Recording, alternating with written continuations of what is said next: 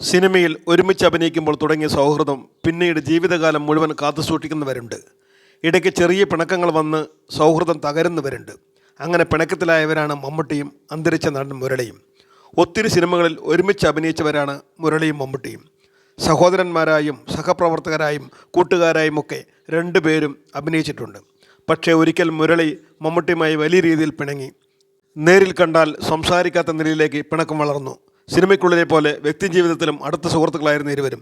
മുരളിക്ക് മദ്യം പോലും വാങ്ങിക്കൊടുത്തിരുന്ന സുഹൃത്തായിരുന്നു മമ്മൂട്ടി. എന്നാൽ മുരളി ഒരിക്കൽ പിണങ്ങിപ്പോയിട്ട് പിന്നീട് മിണ്ടാൻ വന്നില്ലെന്നാണ് മമ്മൂട്ടി പറയുന്നത്.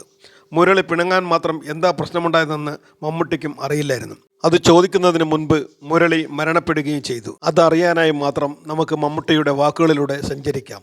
ഞാൻ ആർക്കും മദ്യസേവ നടത്താത്ത ആളാണ്. ഞാനും കുടിക്കില്ല. ജീവിതത്തിൽ ആരെങ്കിലും കുടിച്ചതിൻ്റെ ബില്ല് ഞാൻ കൊടുത്തിട്ടുണ്ടെങ്കിൽ അത് മുരളി കുടിച്ചതിൻ്റെ ആയിരിക്കും. ഇൻസ്പെക്ടർ ബൽറാം അടക്കം ഞാനും മുരളിയും അഭിനയിച്ച കഥാപാത്രങ്ങൾ ശ്രദ്ധിച്ചാൽ അറിയാം, ഒരു ഇമോഷണൽ ലോക്കുണ്ട് ഞങ്ങൾ തമ്മിൽ.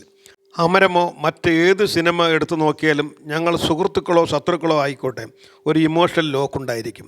അമരത്തിലും ഇൻസ്പെക്ടർ ബൽറാമിലും ശക്തമായ ഇമോഷണൽ ലോക്കുണ്ടായിരുന്നു.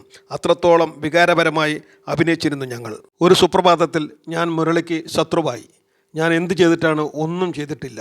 പിന്നെ അങ്ങ് അകന്നകന്നു പോയി. ഭയങ്കരമായിട്ട് എനിക്ക് മുരളിയെ മിസ് ചെയ്യുന്നുണ്ട്.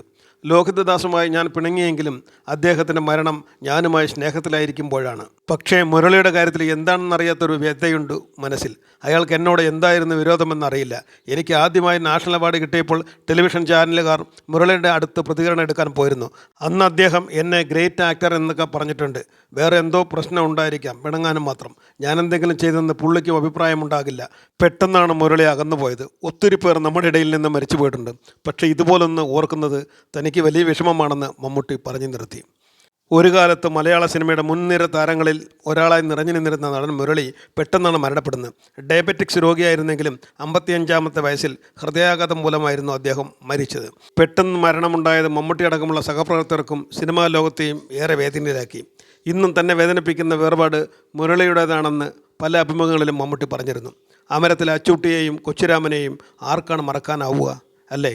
അനശ്വര കഥാപാത്രങ്ങൾ അവിസ്മരണീയമാവണ്ണം അഭിനയിച്ചു പ്രതിഫലിപ്പിച്ച പ്രതിഭാധനനായ നടൻ മുരളിയുടെ ഓർമ്മകൾക്ക് മുൻപിൽ GPS മീഡിയ 1000 ചേരാതുകൾ കൊളുത്തിവെക്കുന്നു.